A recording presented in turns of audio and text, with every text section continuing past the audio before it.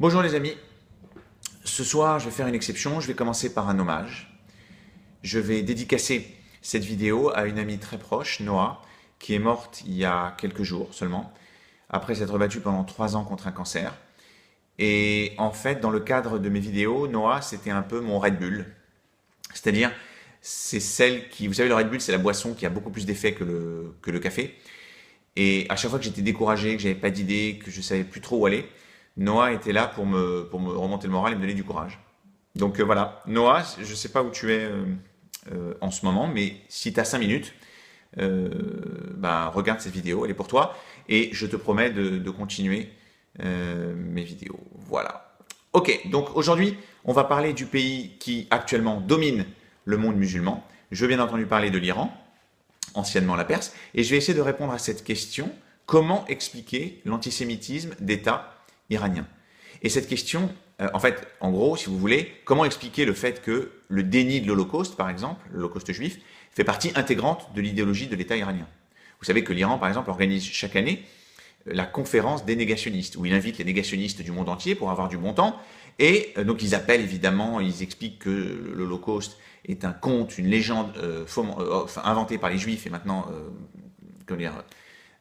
confirmée par Israël, et ils appellent aussi à la destruction, évidemment, de l'État d'Israël. Donc comment expliquer ça? Et c'est pas du tout évident sur le papier, parce que, en fait, déjà l'Iran est une nation multiethnique, les Juifs y sont présents depuis 2500 ans, donc quand même, et par exemple, l'Iran reconnaît les 3 religions que sont le christianisme, le judaïsme et le zoroastrisme, et il offre un siège au Parlement à chacune de ces religions, bien que la religion d'État soit l'islam. C'est unique dans le monde musulman, unique.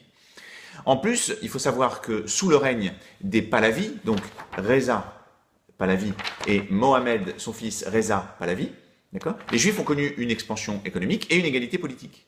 On comptait 80 000 Juifs en Iran à l'aube de la révolution islamique de 1979. C'est un chiffre qui est hallucinant quand on compare ça au monde arabo-musulman. Actuellement, il doit rester, je crois, même pas 1000 Juifs au Maroc. Donc, comment dire, c'est pas simple. Les Juifs ont des écoles juives gérées par des musulmans, mais c'est quand même des écoles juives. Il y a un hôpital juif, etc., etc. Donc, comment expliquer ça? Alors, on va commencer déjà par comprendre comment l'État iranien perçoit les Juifs.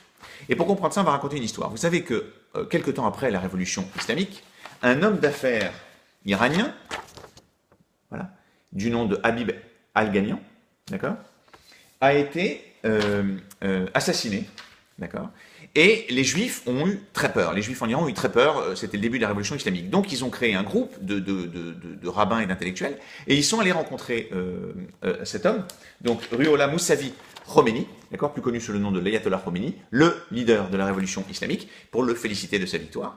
Il a tenu un discours de plusieurs heures, il les a reçus, et il a dit en substance que le judaïsme, comme le christianisme et comme l'islam, est une vraie religion, des vraies religions, et il a conclu en disant que nos juifs, donc les juifs iraniens, sont évidemment différents de ces suceurs de sang infidèles sionistes. Voilà, donc c'est ça en fait. Le juif individuel est respecté et respectable, mais le juif avec un G majuscule, le concept du juif, c'est évidemment le juif sioniste, le juif qu'il est légitime de détruire. On commence à comprendre, et c'est pour ça que vous avez des attentats qui portent la trace de l'Iran, des attentats contre les Juifs les dernières années. Vous avez par exemple les touristes juifs en Bulgarie, en 2012, qui portent clairement la trace de l'Iran. Évidemment, on va en parler, de cet attentat terrible qui a eu lieu en 1994, qui a détruit le centre communautaire juif de Buenos Aires, dans lequel 85 personnes sont mortes et 150 blessées. Tout ça parce que l'Argentine avait décidé d'arrêter son soutien au programme nucléaire iranien. Donc, pourquoi pas s'attaquer aux Juifs. Donc maintenant, on va poser la question, on va essayer de comprendre pourquoi l'État iranien est antisémite. Qu'est-ce qui se passe? C'est pas logique. En fait, on va commencer par une première chose, c'est la dimension religieuse, évidemment. Vous savez que l'Iran est un pays à majorité, à l'écrasante majorité chiite, d'accord, musulmans chiites, par opposition au monde arabo-musulman, par exemple, qui est à majorité sunnite. Et les chiites ont un code de pureté rituelle qu'on ne trouve pas chez les sunnites, d'accord, dans lequel on vous explique que le non-musulman est najas, c'est-à-dire qu'il est impur, et il est susceptible de contaminer le musulman. Et donc on a certaines règles qui dissocie le non-musulman du musulman, qui empêche qui empêche le non-musulman de côtoyer le musulman. Par exemple, pas mélanger la nourriture, ne pas aller au bain public, etc. Et typiquement, Khomeini lui-même, l'ayatollah Khomeini, avait écrit un livre en 1962 dans lequel il expliquait toutes les choses qui pouvaient rendre impur un musulman chiite.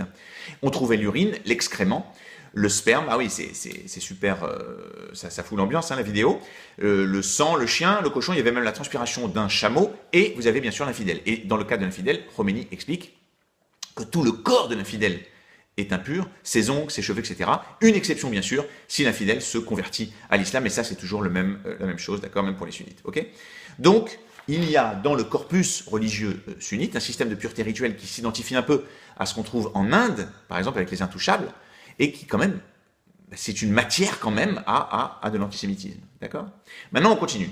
Le deuxième facteur, alors je vais juste m'arrêter une chose, vous voyez cette photo, par exemple, c'est la photo, d'accord, vous voyez sur cette photo, l'ayatollah Montazeri, qui était un peu le chouchou des médias occidentaux, pendant le mouvement étudiant de 2009, d'accord, et qui refuse sur cette photo de serrer la main d'un juif, parce qu'il ne veut pas être impur, d'accord.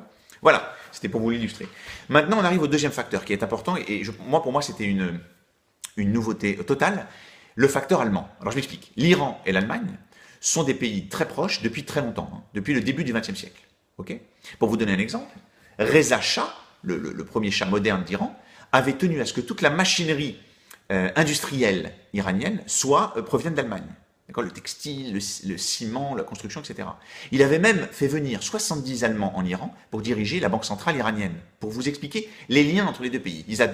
Les Shahs adoraient l'Allemagne.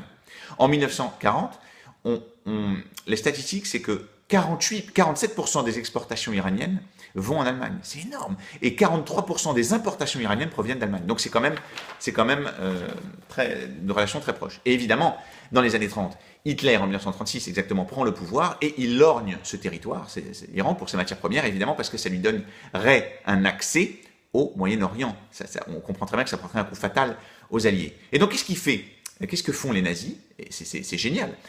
Ils utilisent une radio qu'on va appeler après la radio Zissen, du nom du village où l'émetteur radio se trouve, et ils vont propager leur propagande en Iran. À l'époque, la masse est illettrée, et les gens se réunissent autour de cafés, de bazars, etc., et ils écoutent la radio. Et ils vont diffuser leur message politique, à tel point que Joseph Goebbels lui-même explique que en 1943, 70 à 80% des programmes de la radio Zissen sont des attaques contre les Juifs, pour vous dire à quel point c'est allé. Alors, en fait, le rapporteur, l'ambassadeur en gros d'Iran, l'ambassadeur allemand en Iran, c'est lui, Erwin Ettel, d'accord. Il écrit un rapport en 1941, en février 1941, où il explique que un certain nombre de responsables religieux iraniens, chiites, pensent que le 12e imam, l'imam caché que les chiites attendent comme le Messie, ils pensent que c'est Hitler. Il a été incarné dans le corps d'Hitler. Il y a certains religieux qui pensent ça en 1941. Mais les Allemands ne sont pas satisfaits du tout. Pourquoi? Parce qu'à cette époque, en 1941, l'antisémitisme n'est pas encore à un niveau élevé. Parce que le concept de race supérieure n'est pas du tout familier aux Iraniens. Donc qu'est-ce qu'ils font? Ils ont une idée géniale. Ils mélangent les messages politiques et les messages religieux.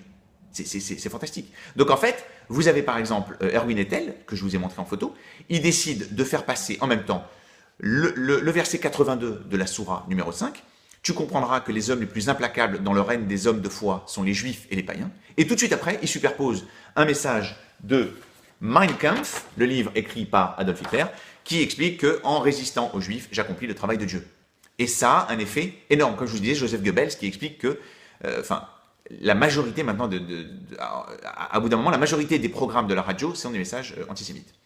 Okay. Alors la conséquence, évidemment, c'est qu'il y a un auditeur de prestige en 1938 de cette radio, au tout début de la radio, c'est l'ayatollah Khomeini, enfin il n'était pas encore ayatollah à l'époque, et il a 36 ans à l'époque, il retourne d'Irak, il arrive avec sa radio, et ça lui accorde un certain prestige, il écoute, et tout le monde écoute autour de lui cette radio, et vous voyez l'évolution des discours de Khomeini, qui écrit maintenant des discours après, dans les années 60 par exemple, très très radicaux contre les juifs et nihilistes par rapport à Israël, hein, qui appellent à la destruction d'Israël. Par exemple, en 1971, il écrit « Ce sont les juifs qui ont commencé la propagande anti-islam et les conspirations, et ça continue encore aujourd'hui ». En fait, il reprend l'idée il reprend un peu la propagande de cette radio, d'accord, qui parlait de conspiration juive, hein, les nazis parlaient de conspiration juive, les juifs qui voulaient contrôler le monde, il la reprend en fait et associe l'histoire de Mohamed avec les juifs, etc. Le travail allemand a payé au-delà de toute espérance. Et donc, en fait, pour terminer cette vidéo, je voulais quand même vous montrer cette photo. Donc cette photo, c'est l'ayatollah Ali Khamenei, d'accord, le nouveau qui a pris la succession de Khomeini, le guide spirituel de l'Iran, qui a récemment expliqué que c'était le devoir de tout musulman de lutter, de veiller à la destruction, de lutter pour la destruction de l'État d'Israël. Il a même donné une date d'ailleurs de la disparition de l'État d'Israël. Donc, la première chose, c'est que les Israéliens ont tout à fait raison, c'est extrêmement sérieux. En fait, les Iraniens, en tout cas les responsables iraniens, pensent vraiment ce qu'ils disent, et Israël a tout à fait raison d'être parano, contrairement à ce que disent les experts un peu partout. La deuxième chose, c'est que, évidemment, mais ça c'est un secret de polichinelle, la prochaine guerre d'Israël impliquera l'Iran, directement et ou indirectement, je pense même les deux, par l'intermédiaire d'organisations terroristes et de milices, etc. Et que ce sera une guerre totale. Voilà, mais j'en parlerai dans une autre vidéo. Voilà mes amis, une très bonne soirée et à très bientôt. Bye bye.